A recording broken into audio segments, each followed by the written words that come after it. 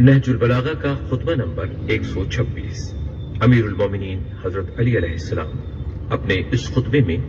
بصرہ کے اندر برپا ہونے والے ہنگاموں کا تذکرہ کرتے ہوئے ارشاد فرماتے ہیں، اے احنف، میں اس شخص کو اپنی آنکھوں سے دیکھ رہا ہوں کہ وہ ایک ایسے لشکر کو لے کر بڑھ رہا ہے کہ جس میں نہ گرد و غبار ہے، نہ شور و غوغا، نہ لگاموں کی کھڑکھڑاہٹ ہے، نہ گھوڑوں کے ہنہنانے کی آواز۔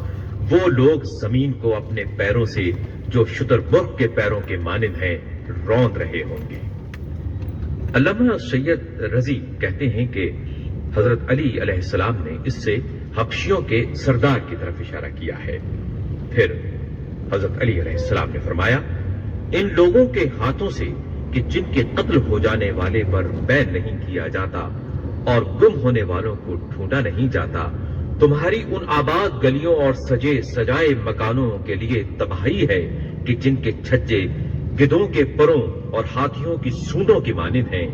میں دنیا کو اوندھا منہ گرانے والا اور اس کی بساط کا صحیح اندازہ رکھنے والا اور اس کے لائق حال نگاہوں سے دیکھنے والا ہوں۔ اسی خطبے کے ذیل میں ترکوں کی حالت زار کی طرف اشارہ کرتے ہوئے حضرت علی ارشاد فرماتے ہیں، میں ایسے لوگوں کو دیکھ رہا ہوں کہ جن کے چہرے ان کی ڈھالوں کی طرح ہیں کہ جن پر چمڑے کی تہیں مڑی ہوئی ہوں۔ وہ ابر ریشم و دیبا کے کپڑے پہنتے ہیں اور اصیل گھوڑوں کو عزیز رکھتے ہیں، اور وہاں کشت و خون کی گرم بازاری ہوگی، یہاں تک کہ زخمی کشتوں کے اوپر سے ہو کر گزریں گے اور بچ کر بھاگنے والے اسیر ہونے والوں سے کم نہ ہوں گے۔ اس موقع پر حضرت علی علیہ السلام کے اصحاب میں سے ایک شخص نے جو قبیلہ بنی کلب سے تھا، اس نے عرض کیا، یا امیر المومنین، آپ کو تو علم غیب حاصل ہے۔ جس پر آپ ہنسے اور فرمایا، اے برادر، یہ علم غیب نہیں بلکہ ایک صاحب علم رسول صلی اللہ علیہ وآلہ وسلم سے معلوم کی ہوئی باتیں ہیں۔